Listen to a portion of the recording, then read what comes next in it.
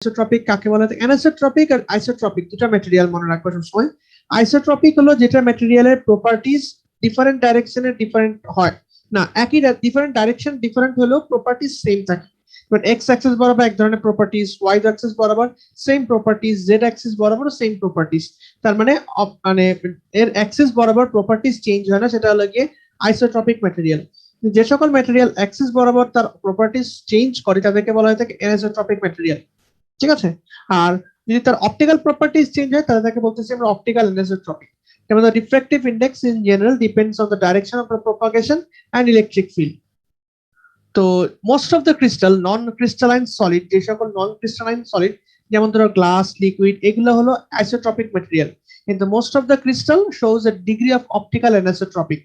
বেশিরভাগ ক্রিস্টালে anisotropic properties show করে থাকে।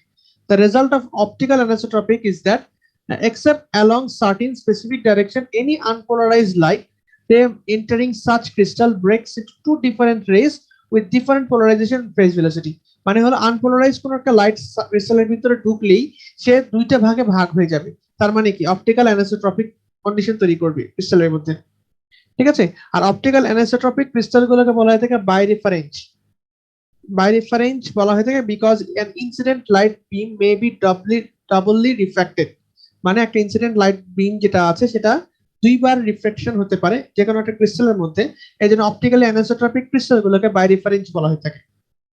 এটা যদি তোমরা কখনো অপটিক্যাল ফাইবার অপটিক বা অপটিক্যাল কমিউনিকেশন নিয়ে কাজ করো বা অপটিক্যাল কমিউনিকেশন রিলেটেড ম্যাটেরিয়াল নিয়ে কাজ করো তখন এই বাইরেফারেন্স শব্দটা মানে শুনবা।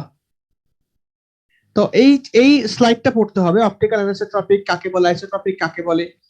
এরপরে যে স্লাইডটা আছে এটাও একটু দেখতে হবে, সেটা প্রিন্সিপাল রিফ্লেকটিভ ইন্ডাইসেস, যেটা হচ্ছে তোমার এক্সপেরিমেন্টালি আর থিওরিটিক্যালি দেখা যেতে পারে যেগুলো আইসোট্রপিক ক্রিস্টাল থাকে সেটা লাইট প্রপাগেশন দেখানোর জন্য তিনটা রিফ্লেকটিভ ইন্ডেক্সের প্রয়োজন হয়, N1, N2, N3।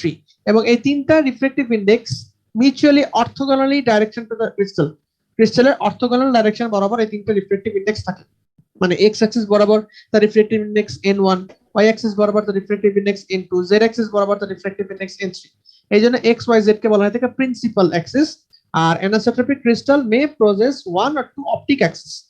Optic axis হলো একটা স্পেশাল ডাইরেকশন মানে যেটা ধরা হয়ে থাকে যার সাপেক্ষে প্রপাগেশন চেঞ্জ হয় না, প্রপাগেশন তার পোলারাইজেশন চেঞ্জ করে না। অপটিক্যাল অ্যাক্সিসের সাপেক্ষে যদি তুমি দেখো তাহলে তার সাপেক্ষে ভেলোসিটি অফ প্রপাগেশন চেঞ্জ হয় না। ঠিক আছে, তাকে আমরা বলতে পারি অপটিক্যাল অ্যাক্সিস। এখন কোন একটা ক্রিস্টাল যদি তিনটাই রিফ্র্যাক্টিভ ইন্ডেক্স নিয়ে থাকে বা তিনটাই প্রিন্সিপাল ইন্ডেক্স নিয়ে থাকে তাই এগুলোকে বলা হয়ে থাকে বাইএক্সিয়াল ক্রিস্টাল। আর ইউনিএক্সিয়াল ক্রিস্টাল হলো যদি N1 আর N2 থাকে আর একটা অপটিক অ্যাক্সিস থাকে তাহলে ইউনিএক্সিয়াল ক্রিস্টাল। আর ইউনিএক্সিয়াল ক্রিস্টালের মধ্যে যদি N3 N1 এর থেকে বড় হয় তাহলে সেটা পজিটিভ ইউনিএক্সিয়াল, আর N1 যদি N3 থেকে বড় হয় তাহলে সেটা নেগেটিভ ইউনিএক্সিয়াল।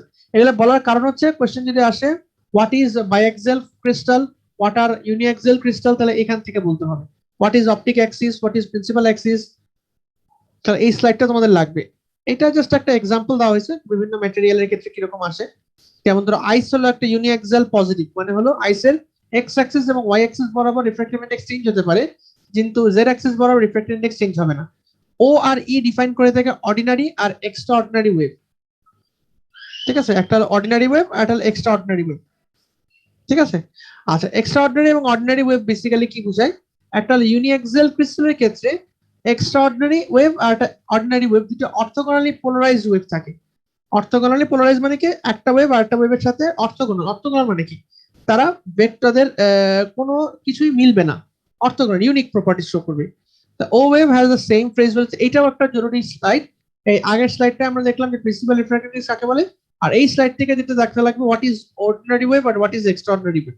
তাহলে এখানে অর্ডিনারি ওয়েভের কিছু বিশেষত্ব দেওয়া আছে, যেমন ordinary wave have the same phase velocity in all direction and behaves like an ordinary wave in which the field is perpendicular. Ordinary wave always perpendicularly polarized to the optical axis and obeys Snell law. আর extraordinary wave হলো এই বৈশিষ্ট্যগুলো দেখায়। এই স্লাইডটা দরকার নাই, এই যে অপটিক্যাল ইন্ডাক্ট্রিক্স এই স্লাইডটা দরকার নাই তোমাদের। অর্ডিনারি ওয়েভের এই স্লাইডটা দরকার, যদি অর্ডিনারি ওয়েভের মানে তোমাদের যদি আরো এক্সপ্লেনেশন দরকার হয় তাহলে এখান থেকে এই এক্সপ্লেনেশনটা দিবা। এই স্লাইডটা দরকার ছিল না। তারপরে হলো ও ওয়েভ এবং ই ওয়েভের এইটা দেখতে পারো, মানে অত জরুরি না। যদি তুমি অর্ডিনারি ওয়েভ এক্সট্রাঅর্ডিনারি ওয়েভের এক্সট্রা কিছু লিখতে চাও তখন তুমি এটা দেখাতে পারো। বেসিক্যালি এটা বোঝায় যেটা সেটা হচ্ছে তোমার এক্স অ্যাক্সিস এবং ওয়াই অ্যাক্সিস বরাবর দেখো এন নট যদি হয় সেটা হলো অর্ডিনারি ওয়েভ, আর এক্সট্রাঅর্ডিনারি ওয়েভ হচ্ছে এন টু আর এন ওয়ান।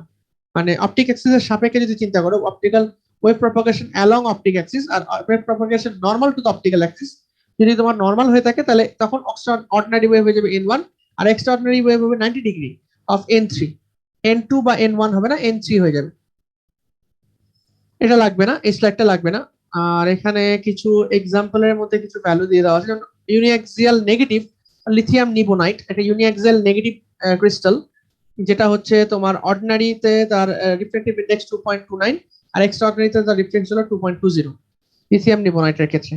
আর একটা রিটার্ডার প্লেট বলে, রিটার্ডার প্লেট মানে হলো কি একটা প্লেট যেটার মধ্যে যদি তোমার একটা লাইট পড়ে যেটা কিনা আনপোলারাইজড লাইট, তাহলে সে দুটো অ্যাক্সিস তৈরি করে, একটা ফাস্ট অ্যাক্সিস একটা স্লো অ্যাক্সিস।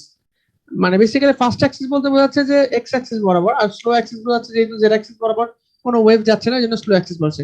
এই রিটার্ডার প্লেটের মধ্যে দিয়ে যদি এই আনপোলারাইজড লাইটটা পাস করে যায়, তাহলে দেখা যেতে পারে যে ই প্যারালাল মানে ইলেকট্রিক ফিল্ড প্যারালাল এবং ইলেকট্রিক ফিল্ড পারপেন্ডিকুলার আলাদা আলাদা ভাবে থাকে, এবং এই দুটোর মধ্যে ফেজ ডিফারেন্স থাকে ফাই।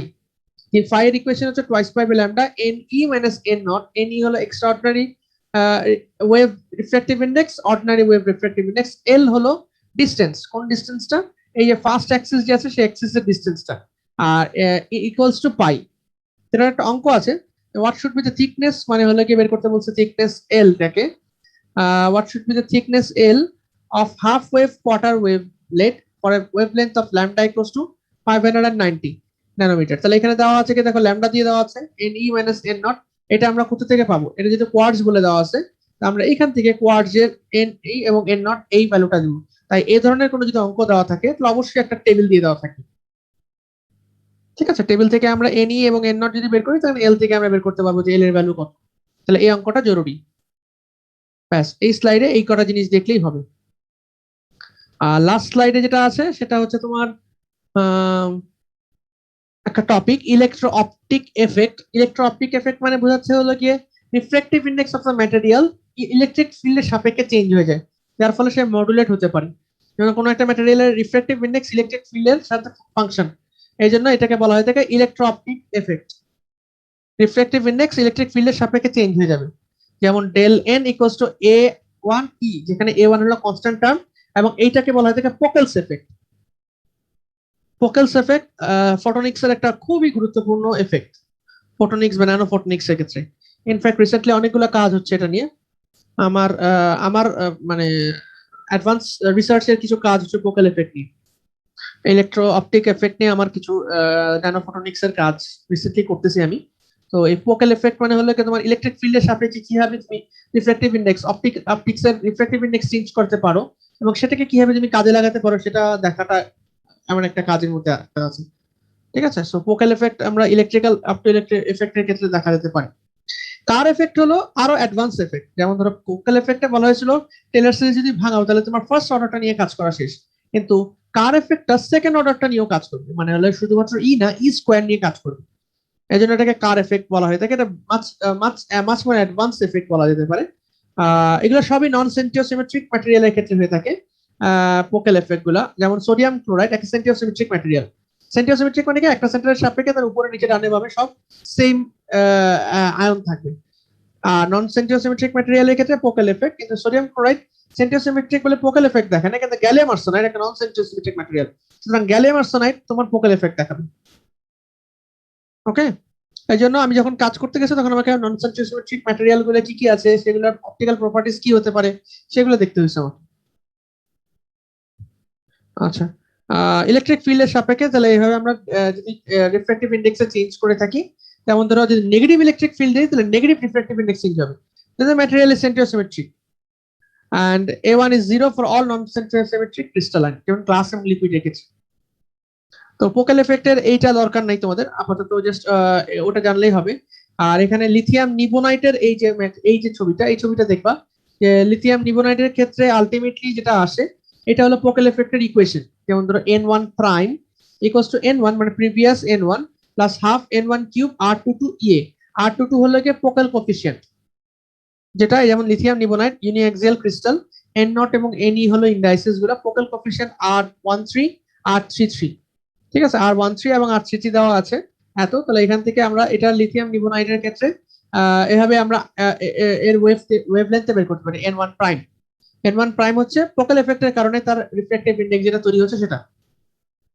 আর আরেকটা ইম্পর্টেন্ট টপিক আছে যেটা তোমাদের জানা লাগবে, সেটা হচ্ছে তোমার ফোকাল ফ্রেজ মডুলেটর বা ফোকাল ফ্রেজ মডুলেটর। এটা এই দেখো এখানে কি করতেছে, এখানে একটা ভোল্টেজ তৈরি করতেছে, এর ফলে ইলেকট্রিক ফিল্ড হবে। এখন এখানে যদি তুমি লাইট দাও তাহলে এই ইলেকট্রিক ফিল্ডের কারণে এই লাইটের মধ্যে রিফ্র্যাক্টিভ ইনডেক্সে চেঞ্জ আসবে, এবং চেঞ্জ আসার কারণে ইওয়াই এবং ইএক্স এর মধ্যে একটা ফেজ ডিফারেন্স থাকবে, যাকে আমরা বলছি ডেল্টা ফাই। এবং এখানে একটা পোলারাইজ লাইট পাবো, যেমন ধরো একটা সার্কুলারলি পোলারাইজ লাইট পাবো আমরা একটা। In a longitudinal focal cell phase modulator, the applied field is in the direction of the light propagation, whereas the transverse phase modulator হচ্ছে longitudinal phase focal cell modulator। আর transverse focal cell modulator হতো the applied field is transverse to the direction of the propagation। মানে এটা যেমন এটার সাথে longitudinal, আর যদি transverse থাকতো তাহলে সেটা ট্রান্সভার্স ফোকাল এফেক্ট বলা হতো, মানে যদি এটা উল্টা করে থাকতো। তো এটার ফর্মুলাটা হচ্ছে, যেমন ধরো এখানে ফাই যে বের করছে, এটা ফর্মুলাটা হচ্ছে del phi equals to phi 1 minus phi 2 equals to twice pi by lambda n o মানে হলো n ordinary wave, n ordinary ওয়েভের রিফ্র্যাক্টিভ ইনডেক্স, R22 হলো focal coefficient, L by D, L টা হচ্ছে তোমার, D টা হচ্ছে থিকনেসটা, আর L টা হচ্ছে লেন্থটা, আর V টা হচ্ছে তোমার ভোল্টেজ, V হচ্ছে ভোল্টেজ। তাহলে L বাই D বা D বাই L একটা ইম্পর্টেন্ট রেশিও, কারণ এই রেশিওর উপর তোমার ফেজ ডিফারেন্সটা ডিপেন্ড করতেছে। তো এটা একটা এক্সাম্পল আছে, এক্সাম্পলটা বলতেছি আমরা ফোকাল সেল ফ্রেজ মডুলেটর। এখানে আরেকটা জিনিস যেটা জানতে হবে সেটা হলো ফ্রেজ মডুলেটর, যেমন অ্যাপ্লাইড ভোল্টেজ যেটা দেওয়া হচ্ছে inserts an adjustable phase difference del phi, যেটা ফিল্ডের মধ্যে, তাই একে বলা থাকে ফ্রেজ মডুলেটর। যেমন ভি যদি ভি ল্যামডা বাই 2 হয়, হাফ ওয়েভ ভোল্টেজ হয়, করসপন্ডিং ডেল ফাই হবে পাই, আর জেনারেটস হাফ পাই ওয়েভ। যদি ভি ভি ল্যামডার সমান হয় তাহলে ডেল ফাই হবে পাই, এটা কনস্ট্যান্ট বের করা যেতে পারে। এখন এখানে অঙ্কটাতে বলা হচ্ছে যে এল ডি বাই এল রেশিওটা বের করতে বলা হচ্ছে, এই রেশিওটা বের করতে দেওয়া হচ্ছে লিথিয়াম নিবোনাইট ফেজ মডুলেটরের ক্ষেত্রে, যার ফ্রি ওয়েভ স্পেস লেন্থ হলো কি 1.3 মাইক্রোমিটার, ল্যামডা দিয়ে দেওয়া আছে, আর ফ্রেজ শিফট অফ পাই, মানে এখানে পাই দিয়ে দেওয়া আছে, এখানে ল্যামডা দিয়ে দেওয়া আছে, আর এইটা বের করতে বলা আছে, ভি দেওয়া আছে এবং ফোকাল কোফিশিয়েন্ট দিয়ে দেওয়া, ভি হলো 24 ভোল্ট। তাহলে ইজিলি আমরা এখান থেকে এই ইকুয়েশন বসায় এল বাই ডি এর রেশিও বের করতে পারবো ফোকাল সেল মডুলেটরের ক্ষেত্রে। এই অঙ্কটা গুরুত্বপূর্ণ। ইন্টেন্সিটি মডুলেটর ফর পোলারাইজড লাগবে না, আর মনে হয় কিছু লাগবে না আপাতত, এটাও লাগবে না, ফ্রেজ এন্ড পোলারাইজেশন মডুলেটর লাগবে না। তাহলে জাস্ট ফোকাল সেল মডুলেটর এবং এর অঙ্কটা দেখতে হবে। এইটুকু হলো তোমাদের পোলারাইজেশন।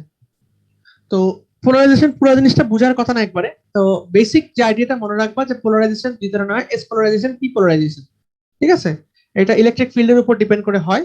আর হলো পোলারাইজারের ক্ষেত্রে আমরা কিছু কিছু ম্যাটেরিয়াল, যেমন আইসোট্রপিক ম্যাটেরিয়াল কাকে বলে, অ্যানিসোট্রপিক ম্যাটেরিয়াল কাকে বলে, বাইএক্সিয়াল ম্যাটেরিয়াল কাকে বলে, ইউনিএক্সিয়াল কাকে বলে, ইউনিএক্সিয়াল পজিটিভ কি, ইউনিএক্সিয়াল নেগেটিভ কি, এই জিনিসগুলো একটু মাথায় রাখতে হবে।